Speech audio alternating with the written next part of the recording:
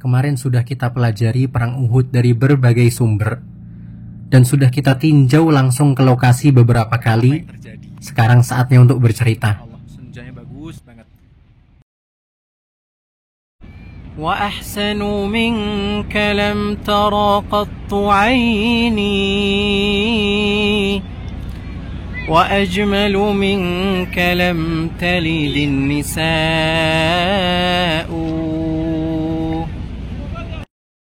Halo, assalamualaikum warahmatullahi wabarakatuh.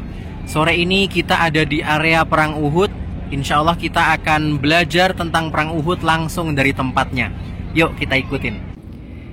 Nah, yang kita lihat ini peta dari Gunung Uhud. Jaraknya sekitar 4 km dari Masjid Nabawi. Nah, dulu rumah Rasul ada di sini di Masjid Nabawi. Jaraknya dengan Uhud sekitar 4 km. Uhud ini letaknya ada di utara Madinah, berlawanan dengan arah kiblat. Kalau kiblat dia ada di selatan. Perang Uhud ini terjadi pada tahun ketiga Hijriyah, 1 tahun setelah perang Badar pada bulan Syawal. Senja di Gunung Uhud, Masya Allah, bagus banget. Nih orang-orang pada naik ke Bukit Pemanah, Jabal Rumad. Ini ya, yang ada di belakang rumah-rumah itu yang namanya Gunung Uhud. Sekarang di sini dibangun masjid. Ini masjid belum lama, dari tahun 2017. Itu yang di belakang masjid itu Gunung Uhud. Ini gunungnya nggak terlalu tinggi, tapi dia lumayan lebar. Penyebab terjadinya perang Uhud itu karena dendamnya orang-orang Quraisy kepada Nabi Shallallahu Alaihi Wasallam dan para sahabatnya ketika mereka kalah di perang Badar. Jadi niat awal Nabi Shallallahu Alaihi Wasallam keluar ke perang Badar itu untuk menghadang kafilah dagang Abu Sufyan yang baru pulang dari Syam membawa harta benda milik orang-orang Quraisy. Tapi kemudian Abu Sufyan ini lolos dari kejaran Nabi Shallallahu Alaihi Wasallam dan berhasil pulang ke Mekkah. Selanjutnya keluarlah pasukan dari Makkah 1000 orang untuk melawan Nabi Shallallahu Alaihi Wasallam dan pecahlah perang di Badar itu. Pasukan Quraisy kalah di perang Badar. Tokoh-tokoh mereka terbunuh, ada Abu Jahal, ada Utbah bin Rabi'ah dan lain-lain. Nah, ketika pasukan yang kalah ini sudah pulang ke Makkah dan berkumpul dengan rombongan Abu Sufyan, mereka merencanakan balas dendam untuk membalas kekalahan mereka di Badar. Mereka mengusulkan kepada para pemilik harta untuk menginfakkan harta mereka, terutama harta yang dititipkan di rombongan Abu Sufyan tadi. Akhirnya mereka menggalang dana untuk balas dendam untuk perang di tahun berikutnya, untuk perang Uhud ini. Mereka menggalang dana untuk balas dendam. Terkumpullah dari hasil penjualan harta yang dititipkan kepada Abu Sufyan itu, terkumpul sekitar 50.000 dinar dan 1000 unta. 1 dinar itu harganya sekitar 4.500.000 rupiah. Kalau dikalikan 50.000, dana mereka ini sekitar 225 miliar rupiah. Untuk pasukan mereka yang nanti jumlahnya 3.000, 225 miliar kalau dibagi 3.000, berarti per orang dananya sekitar 75 juta rupiah.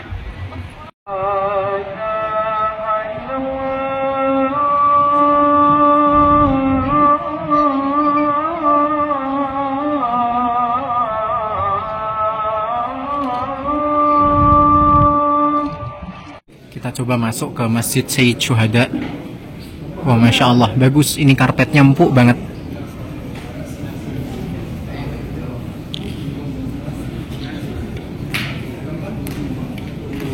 Masya Allah. Alhamdulillah kita udah selesai sholat maghrib. Kita lanjutin lagi ceritanya. Jadi setelah orang-orang Quraisy itu persiapan setahun di Makkah, mereka kemudian berangkat ke Madinah. Mereka bawa sekitar 3.000 pasukan. Mereka bawa juga 3.000 unta untuk kendaraan dan juga untuk perbekalan. Mereka bawa 200 pasukan berkuda. Ada juga 700 yang pasukan baju besi dan lain sebagainya. Di kitab-kitab sirah disebutkan ada sekitar 15 orang wanita yang ikut ke perang Uhud ini. Di antaranya ada Hindun binti Utbah, istri dari Abu Sufyan, dan juga Ummu Hakim, istri dari Ikrimah bin Abi Jahal. Panglima pusat mereka saat itu Abu Sufyan. Kemudian komando pasukan berkuda diserahkan kepada Khalid bin Walid, dibantu oleh Ikrimah bin Abi Jahal. Setelah itu bendera pasukan diserahkan kepada Bani Abdiddar. Nah, ketika pasukan Mekah ini sudah mulai berangkat, paman Nabi Shallallahu Alaihi Wasallam yang masih berada di Mekah, Al-Abbas bin Abdul Muttalib, beliau kirim surat kepada Nabi Shallallahu Alaihi Wasallam membocorkan tentang persiapan Quraisy dan juga semua perlengkapannya. Setelah itu, utusan ini sampai kepada Nabi Shallallahu Alaihi Wasallam setelah 3 hari perjalanan dari Makkah. Padahal normalnya perjalanan dari Makkah ke Madinah itu bisa ditempuh dengan 10 hari. Jadi utusan ini dia pacu kuda sekencang-kencangnya untuk segera menghadap kepada Nabi Shallallahu Alaihi Wasallam. Setelah persiapan dirasa matang, Nabi Shallallahu Alaihi Wasallam keluar dari Madinah pada Jumat sore tanggal 6 Syawal tahun ketiga Hijriyah. Beliau keluar dari Madinah pada Jumat sore dan bertepatan dengan itu juga orang-orang Quraisy sudah sampai ke perbatasan Madinah dan mereka lewat Wadi Aqiq. Wadi Aqiq itu ada di depan kampus. Coba kita lihat dengan maps. Nah, ini dia kampus Universitas Islam Madinah dan ini adalah Wadi Aqiq. Ini tempatnya ada di depan kampus. Dikisahkan di Rahiqul Maktum bahwa mereka lewat sini, Wadi Aqiq. Kemudian ini dia Gunung Uhud. Mereka singgah ke sini di dekat Uhud. Besok paginya barulah mereka merapat ke Uhud. Pada sore hari Jumat itu Nabi Shallallahu Alaihi Wasallam keluar dari Madinah membawa 1000 pasukan yang terbagi menjadi 3 bendera. Bendera pertama, bendera Muhajirin, dipegang oleh Mus'ab bin Umair. Kemudian ada bendera dari Aus, dipegang oleh Usaid bin Hudhair. Ada juga bendera dari Khazraj, dipegang oleh Al-Hubab bin Al-Munzir. Disebutkan bahwa di antara pasukan muslimin itu ada 100 orang yang memakai baju besi. Dan tidak ada seorang pun yang menaiki kuda. Jadi semuanya pejalan kaki. Nabi dan para sahabat sholat maghrib dan isya di luar Madinah. Kemudian mereka menginap di sana dan belum masuk ke area Uhud. Saya penasaran, di peta perang Uhud ini dijelaskan di situ ada markas pasukan Islam setelah mereka sampai ke Uhud keesokan harinya. Dan itu ada di sana, di belakang komplek rumah-rumah warga. Yuk coba kita jalan ke sana. Ini kita ada di tengah-tengah perkampungan warga Uhud. Masya Allah. Ternyata di tengah sini ada taman dan juga ada lapangan futsal. Banyak masjid juga. Oh, Masya Allah. Itu di sana ada masjid. Ini di sini ada rumput-rumput tempat anak-anak buat main bola. Kalau anak Arab itu mainnya malam, soalnya kalau pas siang itu panas banget. Di sana ada masjid lagi. Masya Allah, hijau. Di sana ada lapangan futsal. Ini memang taman untuk bermain warga Uhud. Ini dia lapangan futsalnya yang tadi itu. Tapi kayaknya dia perlu banyak perbaikan karena rumput-rumput sintetisnya ini udah ngelupas-ngelupas. Mungkin udah saking lamanya, perlu banyak perbaikan. Masya Allah, sampai sana itu rumput semua. Oh, bahagianya anak-anak Arab. Dan di sini juga banyak kucing. Ya Allah, lucu nih. Meng, Cimeng. Halo.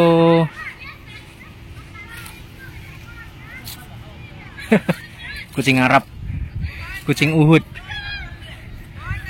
Hey. Halo. Kucing di sini nih pada merumput ya, soalnya dia di rumput itu dingin dan udaranya panas, jadi mereka suka gitu merumput. Di kawasan ini tuh rumahnya sederhana-sederhana. Nih lihat di belakang kita nih rumahnya sederhana banget. Masya Allah. Saya jadi keinget syairnya Qais bin Mulawwah. Dia itu orang yang jatuh cinta mati-matian sama Laila dan kisah dia masyhur, Laila Majnun. Dia bilang, amurru ala diyari diyari Laila, uqabbilu dhal jidara wa dhal jidara, wa ma hubbu diyari syaghafna qalbi, walakin hubbu man sakanat diyara. Aku melewati kampung dan itu adalah kampung Laila. Aku menciumi tembok-tembok di perkampungan tersebut. Bukannya aku cinta terhadap temboknya, tapi aku cinta terhadap salah satu penduduknya. Masya Allah. Qais Laila Majnun.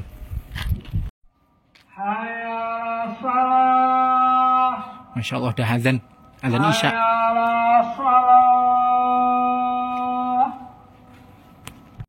Alhamdulillah kita udah selesai sholat Isya. Masjid-masjid di kampung ini, dia meskipun kecil-kecil, tapi semuanya nyaman. Jadi semuanya pakai AC, semuanya ada air minum gratis, air minum dingin kita tinggal ngambil. Masya Allah. Nah, sekarang kita pulang dulu, pulang ke asrama. Ini sekarang Jumat malam, kita pulang dulu karena perang Uhud itu dimulainya hari Sabtu pagi. Kita insya Allah lanjut videonya di sesi pagi insya Allah, supaya lebih kerasa feelnya. Kita coba ke Uhud lagi. Saya sengaja ke Uhud lagi pagi supaya kerasa ya, feelnya biar kerasa. Ini ada mobil yang berhenti ngajak kita naik. Yuklah kita naik. Ada rajul yuhib durian. Assalamualaikum. Yuhib durian. Terima kasih. Waalaikumsalam warahmatullahi wabarakatuh. يا حبايب إذا جئتم إلى المدينة المنورة جيبوا معكم الدريان. رأيت كيف؟ أكيد ويكون حلو وكبير، وإذا كان آيس كريم دوريان كمان يكون جميل، أو يكون شوكولات دوريان كمان يكون جميل. شوكولات دوريان؟ شوكولات دوريان نعم. أنا لم أكله. أنا أكلته في كوالالمبور وفي بينينغ أكلته. وجاءوا لي. زرت إندونيسيا؟ لا للأسف لم أزور إندونيسيا، زرت ماليزيا كثير. رأيت كيف؟ وأحب الناس لما أحب الناس يقولوا ناسي لما يا تحب. نعم أحبه والله عجيب. وأحب الكاري والسمبل والطمبل. نعم. سمبل السمبل الماليزي الحار. ما يمكن. نعم لا يمكن. لا يمكن يعني bagus. Ya. Terima kasih Madinah. You welcome in Madinah. Assalamualaikum. Waalaikumsalam. Masya Allah.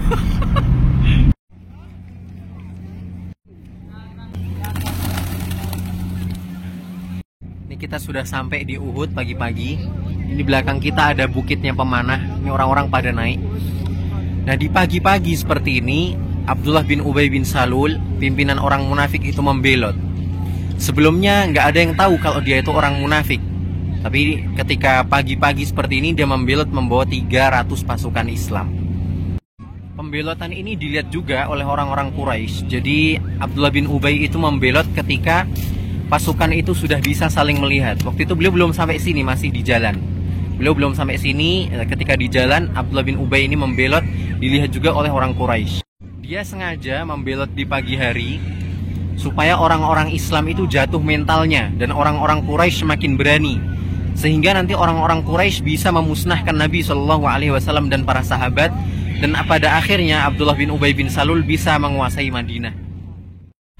Kita coba untuk naik ke bukit pemanahnya, kayak yang dilakukan sama orang-orang. Pendek, nggak terlalu tinggi. Coba kita naik. Kita udah mau sampai. Coba kita naik lagi.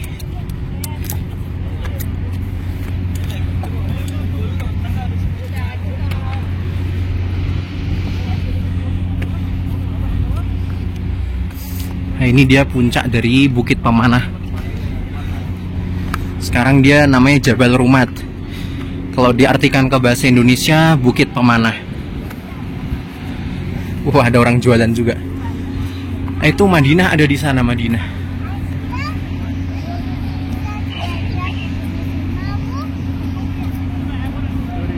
Di menara-menara Masjid Nabawi kelihatan dari sini. Sebenarnya Uhud sama Madinah itu nggak terlalu jauh. Mungkin jaraknya cuma 4 km. Dan kalau kita jalan dari Masjid Nabawi ke Uhud ini paling nggak sampai 1 jam. Tapi itu sekarang, karena sekarang jalannya udah bagus banget. Kalau di zaman Nabi dulu berbeda, jalannya nggak seperti ini. Kemudian jalan utama dari Madinah ke Uhud sudah dikuasai orang-orang Quraisy. Jadi Nabi bermalam di jalan, menginap di jalan bersama pasukan. Dan setelah pembelotan Abdullah bin Ubay itu, Nabi berangkat lagi ke Uhud, bawa sisa pasukan, ada sekitar 700 orang itu dibawa berangkat ke Uhud melewati jalan pintas. Ada penunjuk jalan waktu itu di zaman Nabi.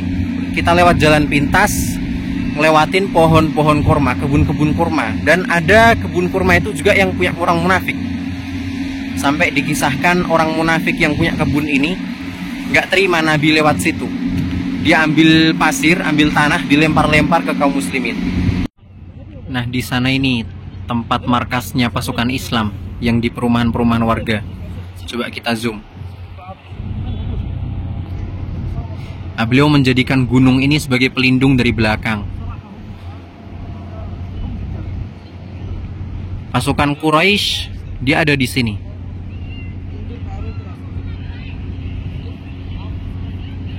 Di sini tempat pasukan Quraisy dan di sana ada Madinah.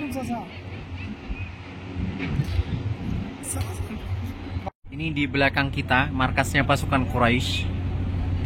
Di sini dia tempatnya dan mereka berada tepat di tengah-tengah antara kaum muslimin dengan Madinah. Tepat ada di tengah-tengahnya. Assalamualaikum. Masya Allah. Kemudian Nabi Shallallahu Alaihi Wasallam memerintahkan 50 orang pemanah untuk naik ke bukit ini, dipimpin oleh Abdullah bin Jubair Al-Ansari. Tugas dari pasukan pemanah ini untuk menjaga supaya pasukan berkuda dari Khalid bin Walid tidak bisa menyerang punggung dari kaum muslimin. Jadi Nabi SAW tempatkan mereka di sini, di bukit ini, bukit pemanah, supaya pasukan berkuda Khalid tidak bisa memutar kemudian menyerang dari belakang. Kemudian Nabi SAW berikan pesan tegas kepada mereka waktu itu. Apapun yang terjadi, jangan turun. Apabila kami menang, jangan turun. Bahkan ketika kami dicabik-cabik oleh burung, jangan kalian turun. Kita lihat cerdasnya strategi Nabi SAW. Di sana tempatnya pasukan Quraisy. Pasukan Islam ada di sana. Kemudian satu-satunya jalan untuk menyerang dari belakang adalah ini. Ini namanya Wadi Qanah. Ini satu-satunya jalan untuk menyerang dari belakang. Nabi tempatkan pemanah dari atas sini supaya pasukan berkuda Khalid bin Walid tidak bisa jalan ke sini kemudian menyerang kaum muslimin dari belakang. Ketika pasukan berkuda Khalid bin Walid mendekat ke sini, dihujani oleh pemanah dengan panah sehingga mereka tertahan, tidak ada yang bisa ke sini. Di sini dijaga oleh pemanah. Ini coba kita lihat sudut pandang dari atas bukit pemanah. Masya Allah, ini memang posisi strategis sekali. Kalau pemanah sudah ada di atas sini, pasukan berkuda tidak akan bisa lewat.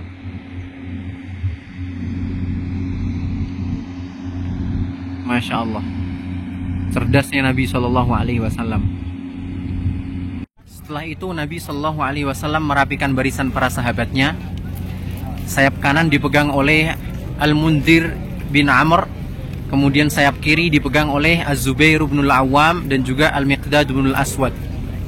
Jadi pasukan berkuda Khalid itu memang seakan menemui jalan buntu. Kalau mau lewat sini dihadang oleh Zubair bin Awam dan juga sahabat-sahabat senior yang tangguh. Kalau ingin memutar nanti dihujani panah dari atas bukit.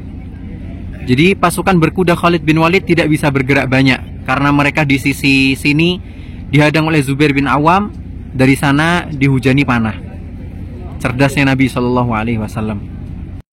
Ini makam dari syuhada Uhud. Di sini ada panduan dengan bahasa Indonesia, dengan bahasa lain-lain juga ada. Ini dia makam syuhada Uhud. Termasuk di dalamnya ada Sayyidus Syuhada, paman Nabi Hamzah bin Abdul Muttalib. Kata warga lokal, makam ini sebenarnya ada di bawah bukit pemanah itu, tapi gara-gara ada banjir, akhirnya tersingkaplah kuburannya, keluar lagi jasad mereka. Akhirnya dikuburkan ulang agak jauh, ada di sini. Ini ada di sisi kanan masjid, bukan di arah kiblatnya. Ini kalau kita lihat petanya, peta perang Uhud. Ini utara ada di sebelah sana, kemudian selatan ada di sebelah sini. Kiblat ada di selatan. Ini adalah markas dari pasukan Islam yang ada di belakang, di komplek-komplek warga yang sudah kita lihatkan tadi. Markasnya ada di sini. Kemudian bagian kanan dipimpin oleh Al-Mundhir bin Amr, bagian kiri dipimpin oleh Az-Zubair bin Awam dan juga Al-Miqdad bin Aswad. Pasukan Quraisy ada di sini. Jadi ketika pasukan berkuda Khalid itu ingin ke sini, dihadang oleh Zubair bin Awam dan pasukannya. Ketika ingin memutar lewat sini, dihadang oleh pemanah yang ada di bukit pemanah. Ini bukit pemanah tepat ada di samping kita. Masya Allah. Nah di sini ada Wadi Qanah, ada lembah. Jadi memang sulit untuk Khalid untuk lewat Wadi Qanah. Dia hanya bisa lewat sini. Ini satu-satunya jalan yang bisa dilewati Khalid untuk memutar menyerang dari belakang kaum muslimin. Dan itu sudah ditutup oleh bukit pemanah ini. udah ada pemanah di sini. Kalau Khalid mau lewat sini, dihujani panah. Kalau Khalid mau ke sini, diserang oleh Zubair bin Awam dan kawan-kawannya. Hebatnya strategi Nabi Shallallahu Alaihi Wasallam, masya Allah. Sekarang saatnya kita sarapan. Nih tadi udah bawa sarapan dari asrama, nasi rendang dan ikan tongkol, masya Allah. Nanti insya Allah ceritanya kita lanjutkan di part 2. Assalamualaikum warahmatullahi wabarakatuh.